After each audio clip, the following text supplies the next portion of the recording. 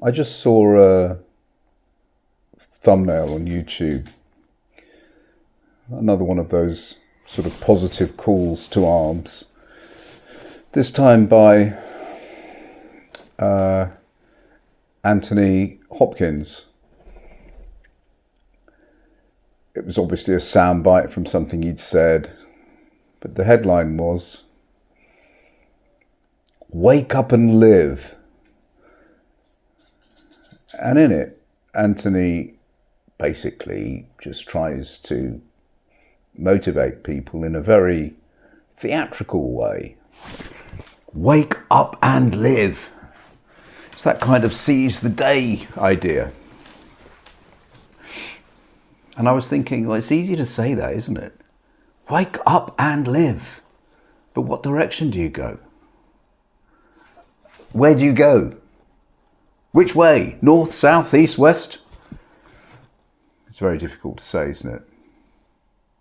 Because we are framed in a certain kind of existence, which is very difficult to escape from.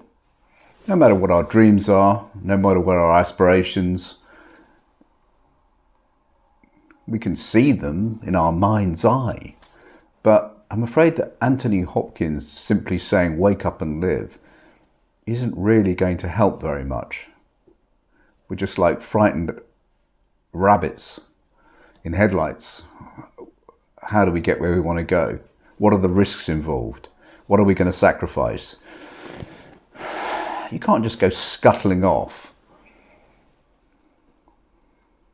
It's very difficult.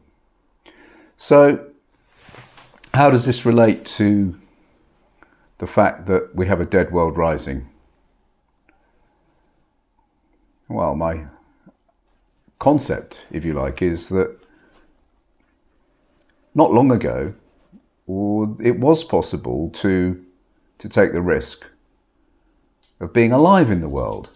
As Anthony Hopkins said, it was possible to wake up one morning and decide you were going to give it a go. You're going to follow a dream. You were going to do what you loved and see what happened. And that's why we have culture. The culture that we have lived through, the music, the bands, the artists, the writers, those independent filmmakers, they all did that at some stage. You know, it doesn't matter who they were. Most of those whom we have enjoyed as cultural icons of our age, those people who've kind of got us through the day, most of those people had to make that leap of faith. They had to kind of follow the Hopkins idea, didn't they? They had to wake up and live. And they gave it a go. And they were able to give it a go. But now it's impossible to do that. Or almost impossible. Now it's a class issue. Sure, you know, I mean, if you've got wealth behind you and you can afford to be supported in some way, then you can indulge yourself. But I'm not talking. That's not where the artists came from. The ones that generally that we really appreciated, the ones which gave us a sense of who we were in the world, who reflected many of our own feelings in their lyrics or in their writing or in their film. A large proportion of them came from fairly ordinary working class backgrounds. And they were able to take the risk of coming out of those sort of slightly oppressive and impoverished existence and find a way of making a living doing what they were maybe destined to do. And that's why the world that we've lived in has been so alive with culture. But now we're creating a world that's going to be dead. The machine is consuming all our passions. It's denying us those passions. It simply isn't possible to take those kind of risks anymore for all sorts of reasons. when the artists of yesteryear took their gamble, went out on a limb, lived that kind of bohemian life, which I was privileged to have back in the 70s and the 80s. I mean, life was, when I look back, it was very, very easy indeed. It was easy to find employment if you needed it to keep you going. And you could work flexibly. You could just work weekends and you could still afford your rent. I mean, rents in comparison to today, they were like peppercorn rents. So you could afford to indulge your, if you like, your fantasy of who you wanted to be. You could find somewhere to live very cheaply. Life was quite cheap.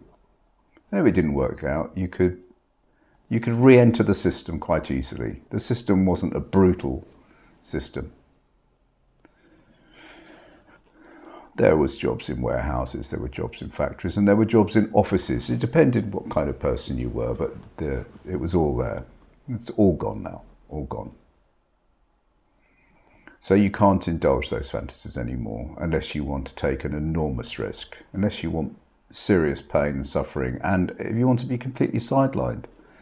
And the great risk of ending in destitution for almost no reason whatsoever, because there's no space in this world for those kind of journeys. They're almost outlawed. They're outlawed in our universities and our education system because we no longer teach the arts and the humanities. They're outlawed in the workplace because what's this fucking gap in your CV? Where the hell were you? You know, what the hell were you doing? We live in a cruel world now, but it was a very generous world not very many years ago. So really what made me think about this was something that you can see on YouTube. And it concerns the guitarist for Rush, Alex Lifeson. Now, I don't know how many of you are familiar with Rush, but Rush were one of those many bands that sort of came out of that period, the Black Sabbaths, the Led Zeppelins, and, you know, the rest of it. You know, who, you know, they had a guitar and they had a dream and kind of went into the world and took the risk. And Rush, of course, in a way, were one of Canada's greatest exports. Had a 40-year career. They're just sort of reforming for a final tour, really. Their drummer died, unfortunately, a few years ago, but they borrowed a female drummer for a tour. And I guess Alex Lifeson must be in his, well, he must be in his late 60s now. Maybe even older. But for the last 35, 40 years, he's been one of the great guitarists with one of the greatest heavy rock bands. And you might not like Rush, but I'm sure you can appreciate their story and their musicianship. They were the ultimate power trio, really. That's why often Geddy Lee, the bassist, would have a double-neck bass and guitar and be playing the Moog synthesizer. And Alex Lifeson, he would have a double-neck guitar. And Neil Peart, their drummer, was famous for having, 20, 30 drum kit. And you can listen to songs on YouTube like Xanadu live and just see what an extraordinary outfit they were. Okay, so by pure coincidence, Alex Lifeson was part of a completely unconnected documentary when he was a very young teenager. And the documentary, Canadian documentary, was about the generation gap. And in it featured this reel with Alex Lifeson, who was then, I don't know how old he was, 16 or something, having a conversation with his parents about what he wanted to do with his life. And it was a conversation that you may well be familiar with. It's a conversation that still takes place today and has done for, many years. Parents were basically saying, come on, Alex, you're fighting for normality here, play the game. We know what it's like having been through the war. We know what it's like to be poor. We know what it's like to be almost destitute. We know about the anxiety and the worry of not having anything. particularly during those war years and shortly afterwards when there was rationing and all sorts of things. And it was a pretty tough time for that generation for a while. And the boom period came after that in the late 60s and the 70s, really, and the 50s, of course, a little bit.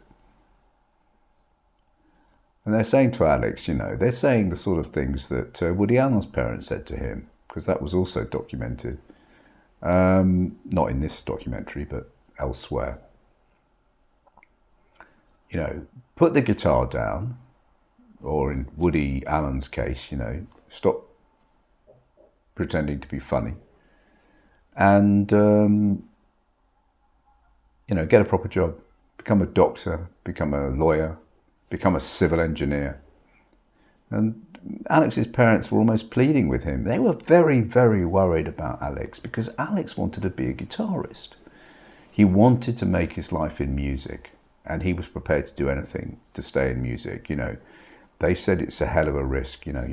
It's not easy, but he went and he did it. So he was, at that point, he was in a position where he was able to take the risk. He made the choice. As I said, the world was a more generous and more forgiving place back then. He was able to do it, just like I was able to do it. I was a bassist in a band, and it was possible to rent a small apartment and with a part-time job, even in London, and it was possible to get by. And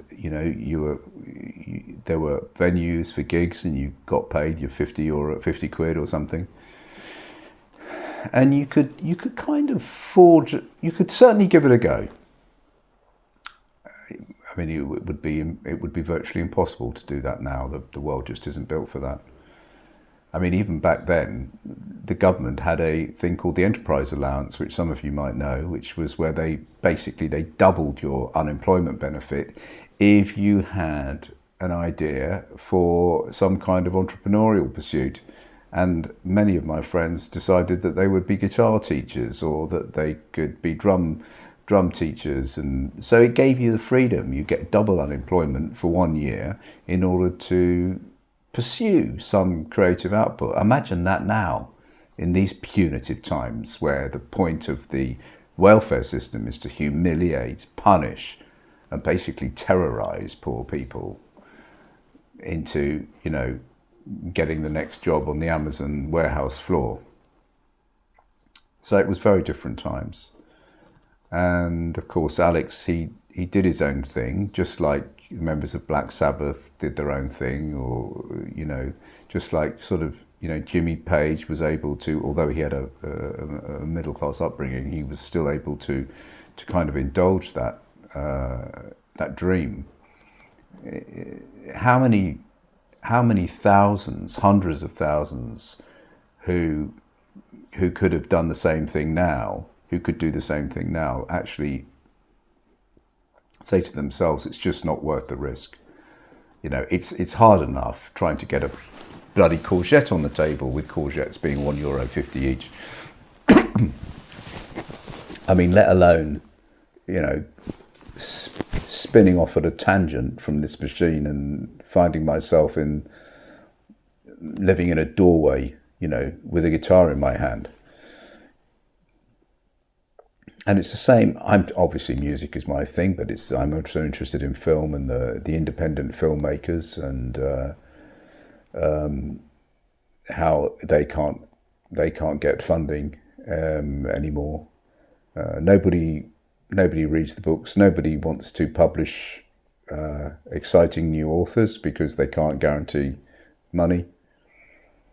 There's no such thing as a garret or a sort of bohemian attic where you can write, and you don't have benefactors unless you've got vast resources behind you. You're not going to. Where are you going to find these places, these studios? Where are you going to find these little flats that you can kind of bunker down? And when the average The average rental price is now 1,300 a month in the UK. And it's not far behind in most places. You can't do it. So it's changed. So, all right, the world has changed. Get real. And I don't want this isn't a nostalgia trip, because I'm looking to the future, not the past. That was the past. And that's why the rich cultural history that we've had since 1960, has been such a privilege to experience. Most of those artists, most of those people were able to find their way because it was possible. It's not really possible now, not unless you've got sort of personal wealth. Nobody wants to pay for music anymore anyway.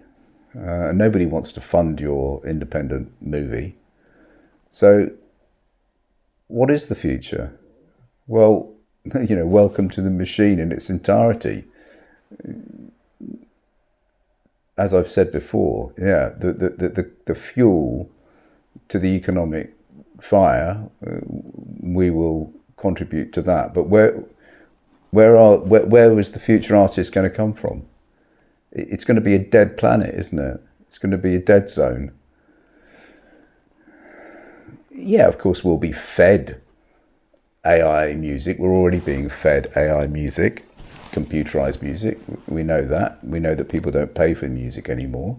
We know that we can produce music for nothing with a simple prompt in one of the AI music generators. The same is happening with film. With film, it's an economy of scale. So now, we need if we have what we call an IT film or an IP film, which is a film where we borrow someone else's intellectual property, like Batman or Superman or Spider-Man, or the Avengers or whatever, and then we develop that into a blockbuster, then you can, by economy of scale, you get your money back. So it costs 200 million to make, but you get $1 billion back. Where does that leave independent filmmakers? I mean, independent filmmakers, they can, and you can make a film on your camera, okay, and you can put it on YouTube, but are you going to get the audience? I don't know. I'm not sure. Are you going to get any help in any way? Is there going to be any funding, any benefactors? I'm not so sure.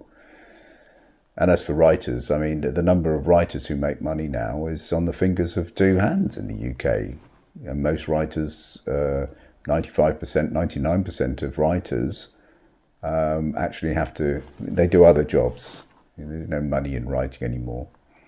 Now you're probably thinking, well, who gives a shit? Well, the fact is that, it isn't long ago, actually, that a new book coming out by certain writers would be a newsworthy subject. It doesn't happen now, very rarely anyway. It's not really part of the sort of cultural fabric, is it? But there you go. So the privileges that we've had, the rich tapestry of artists and filmmakers and writers and musicians and bands, that can never be our future. We're replacing that rich culture with a complete dead zone. In fact, those people are now becoming subversive in terms of what's happening in America, the Puritanism.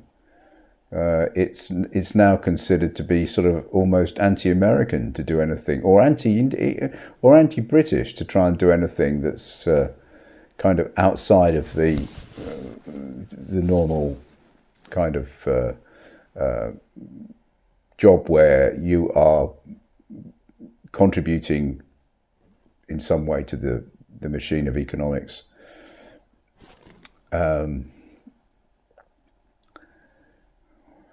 And that's very difficult.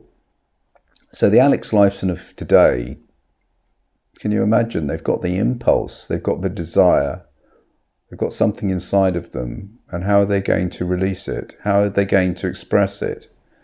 Are they going to give it a chance? Do we value that? The answer is no. I mean, obviously everything is contentious, and so you will find examples of where it's not true. But generally, this is the truth of what we've done, how we have, adapted, our education system and our society, so that unless you kind of play the game, you're really, really in trouble. You're ostracized, and you might not even be allowed back. So it's very difficult. And I'm afraid that my advice wouldn't be very much different now to the advice to my son, to the advice that Alex Lifeson's father gave to his son, 45 years ago. Don't do it. Enjoy the guitar, I'd say, at weekends. Alex, enjoy having your little strum at the weekend, but during the week, have you thought about training to become a doctor? Have you thought about doing a degree in law? You're good with your hands. Why don't you become an electric car mechanic? I'd be saying that. And in saying that, I would be denying millions of people of the potential that my son might bring. And in Alex's case, 40 years of incredible music. You might not like it, but I mean, millions of people do. Those big concerts with 30,000 people there, year after year, decade after decade, singing The Spirit of Radio or Limelight. I mean, kids in their bedrooms kind of surviving on some of this stuff. All gone. Wouldn't exist, and it will not exist in the future. We're entering a dead zone.